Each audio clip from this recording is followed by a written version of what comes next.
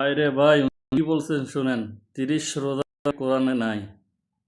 আপনারা ভিডিওটা পুরো ভিডিওটা দেখবেন। তা কি বুঝতে হবে? এখন আপনার সিরকির মেয়েগুলা কত কষ্ট করতেছে আপনার ফ্যাটের ভিতরে না খাইয়া। আপনি কিয়ামতের মাঠে এই সিরকির মেয়েগুলা যদি দাঁড়ায় কয়, খোদা আমি হোসাইনের ফ্যাটে ছিলাম, কাকরাইলের মোড়ে কত সুন্দর সুন্দর খানা দেখছে, এ খায় নাই, আমগরে কষ্ট দিছে, আপনি কেমনে জান্নাতে যাবেন বলেন তো সৃষ্টিরে কষ্ট দিয়া?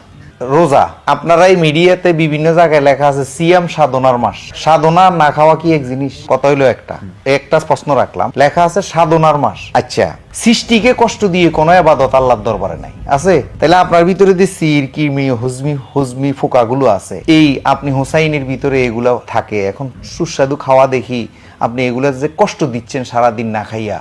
এবং কি আমার চেয়ে বেশি সুন্দর লাগে সুদের টাকা কামাই, ঘুষের টাকা কামাই, হে একটু ফানি খায় না সারাদিন, কিন্তু ওই সুদের টাকা ঘুষের টাকা দিয়ে শরবত খায়। তাইলে এটা রোজা হইলো?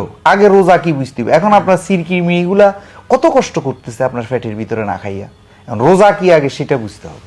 আপনি কিয়ামতের মাঠে এই সিরকির মেয়েগুলা যদি দাঁড়ায় কয়, খোদা আমি হোসাইনের ফ্যাটে ছিলাম, কাকরাইলের মোড়ে কত সুন্দর সুন্দর খানা দেখছে, এ খায় নাই, আমগরে কষ্ট দিছে, আপনি কেমনে জান্নাতে যাবেন বলেন তো সৃষ্টিরে কষ্ট দিয়া? সারা পৃথিবীর কোটি কোটি মানুষ যারা মুসলমান, তারা পুরো দিনের বেলায় উপাস থেকে তারা রোজা রাখছে কোনো কিছু না খেয়ে আল্লাহর জন্য, তাহলে এটার ব্যাখ্যা আপনি ভিন্নভাবে দিচ্ছেন। কোনো ভিন্ন ভাবে না। শুনেন, এই দেশের মধ্যে যে ইসলামটা প্রতিষ্ঠিত হয়ে আছে বর্তমানে, সেই ইসলামটা ইয়াজিদের বানানো ইসলাম।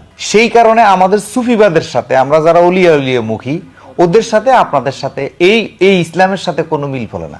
এখন আসেন, এই যে 30 রোজা কোরআনের কোথাও নেই। আছে সকাল থেকে শুভ সাদেক থেকে। আরে এই দেশের মানুষ তো সকাল সন্ধ্যায় চিনে না, দিন আর রাতে চিনে না, আপনি কি বুঝাইবেন? এখন আসেন 30 রোজা, এত মানুষ কষ্ট করতেছে, এখন আসবে হাদিস। হাদিস আসছে নবী দুনিয়া থেকে বিদায় নেওয়ার 250 বছর পরে।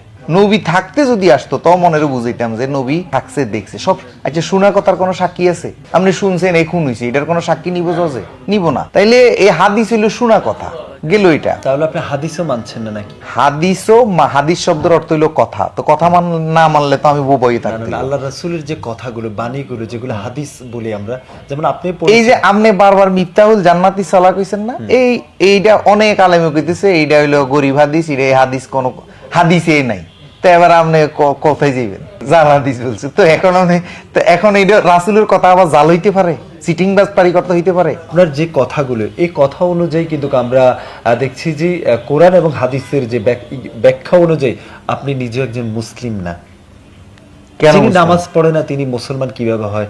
যিনি রোজা রাখে না, আল্লাহর বিধান মানে না, তাহলে আপনি কোন বিধানটা মানছেন আল্লাহর? বলুন, কোন বিধানটা মানছেন আল্লাহ?